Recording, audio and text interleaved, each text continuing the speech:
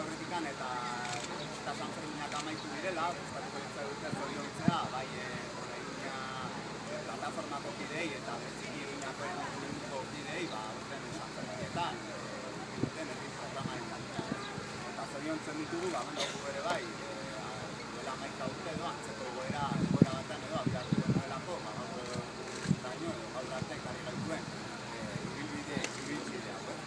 11 urte igaro dira, lehenko abordatzearen denetan, 11 urte igaro dira Donostiako piratak sortu zenetan, eta beste horren beste urteetan edo, beti dugu mai gainean antolaketaren duaren guztiko eztabaida, ez? Bereziki eta lehenko urteetan batez ere, eztabaida hori egon da oso zentratuta, batez ere urtez urte, egitaragua zabaltzen ari zen enean, eta arrakasta gero handiagoa zen enean, arrakasta horrek zabaltze horrek eskatzen zituen beharrei erantzuteko, ez? Baina, aipatzea ere bai, horren azpian beti egon dela eta hasiera-hasieratik egon dela askoz ere eztabaida orokorrago bat, berez guztiok edo, nola osatu beharko genuken, aste nagusiko edo jai horien inguruko herritarren masa guztiok. Eta adibidea jartzearren, orain dela urte terdi, espazio Donostiako piraten deneko biltzarrean edo, ondorengo galderak formulatzen dituen, bai? Zein antolaketa eredu behar du Donostiako piratak mugimenduak bere helburuak erdiesteko, nola ditulatu orain arte jai herrikoien alde lan egiten duten lagun kuadrilla eta eragileak, nola gorpuztu 11 urteotan inguruko sarea. Jaien antolaketan, jendarteko beste alorretan bezala, herritarren parte hartze zuzena oinarrizkoa dela sinetsita egin genion lanari. Jaien espazioa eta jaietan zabaltzen zaizkigun egoerak talde nahiz komunitateen eraketan funtsezkoak direla ulertzen dugu. Baina hau honela izan dadin, parte hartze horrek eraldatzailea izan behar du. Hau da, indarran dauden baloreak irautzeko tresna izan behar du parte hartzea. Honen bestez, herritarrek jaietan antolatzen diren ekimen guztien gaineko erabakien parte izan behar du. Eztabaida berria ez bada ere, zerbaitetan, esan bezala, duela urte pasatxo ekin genion antolaketa eredu berria izango dena formulatu eta saiatzeari. Gorago aipatu dugun biltzarrean, herritarrak mugimenduaren baitan, kofradietan antolatzearen alde egin genuen. Edozen jaietako subjektu nagusi herritarrak dira, eta hala izan beharko luke. Eta jai orotan aurkitzen dugu hauek antolatzen dituzten duen eragilea. Kofradia bat, beraz, herritarrak jaietan parte hartze zuzena ziurtatzeko antolatuko dituen espazio egiturak izango dira. Duela gutxi amaitu dugun gogoetanen ondorio dira kofradia bat sortzeko bete beharko diren gutxiengoak. Hala nola, hastapenetatik defendatu izan dugun filosofia, hau da, euskalduna, parekidea, parte hartzailea eta auzolanean ariko dena, bere egin beharko duela, edo kofradia bakoitzak bere jai egitarau propioa garatu beharko duela. Aste nagusi asko barneunduko dituen aste nagusi bat lortu nahi dugu. Egitarau bakarra beharrean, 11 egitarau osaturik izango den jaia dugu helburu. Hori bai da jaiaren irazko arrakasta. Eta gure 11 urteotako ahaleginak erakutsi dugu zuk egin esaldiak marrazten digula parra.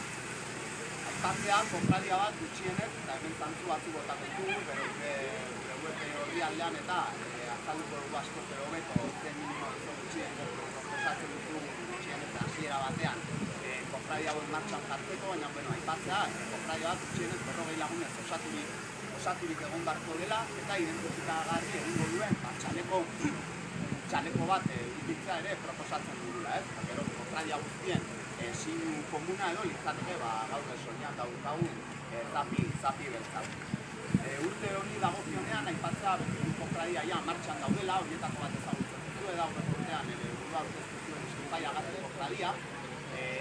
Beste bat segurenik datorren asteetan aurkeztuko da, eta badago hirugarren bat landatzen kofradia, edo aurtengo aste nagusiko egitarauaren gako nagusia botatzen dugunean, edo azalduko dugu. Aipatzea ere bai, gaudela harramenetan Donostiako eragile desberdinekin, eta aurkezten dugu, nahiz eta aurkezten bakarra zehaztu badagoen, aste nagusiaren aurretan, seguruenera, beste 3 aurkezteko edo aukera gongo litzateke. Aipatzea eta guzti honi lotuta, aurtengo leloaren nondik norakoak, bai, aurtengo leloa edo aste nagusiko leloa da parte hartu Donostiarron sarea josi, parte hartzeari ematen diogu, parte hartzearen kontzeptua edo gomita azpimarratu nahi dugu, eta bereziki azpimarratzen dugu aipatutako eztabaidaren horiei usteko, bai, kofradiak sortzera gomitatzen ditugu Donostiarrak, parte hartze zuzena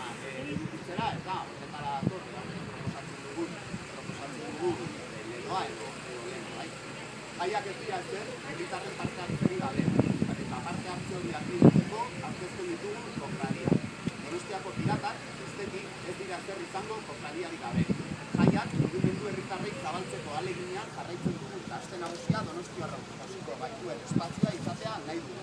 Beraz, dei egiten diogu herritar mugimendu nahiz herritarrei beraiei aurreko abordatzea aldarrikamenez bete dezan.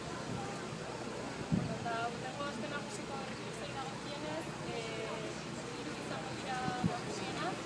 Lehenengo Donostiako 1908ko genozidioaren erregugarritarekin lotura dauka.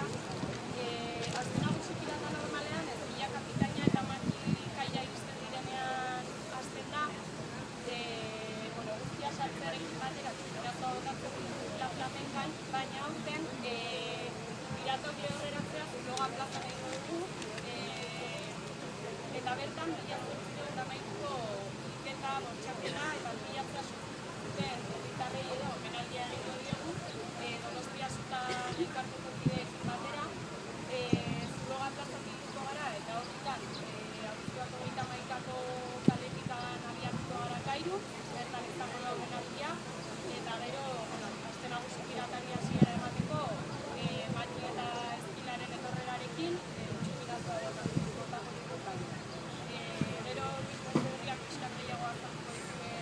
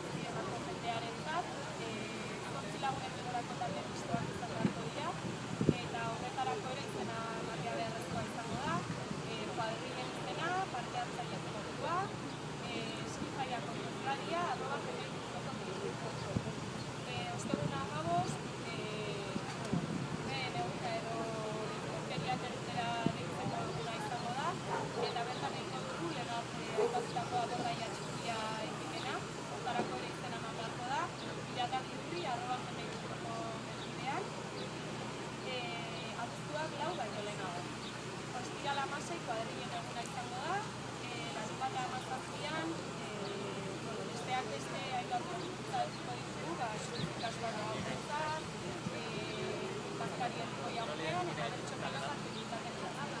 Eta azkenik, urtero bezala, igandea 18an, iruditaldia Diego Amaiera azken agusora. Eta orain, formazio zaragoan.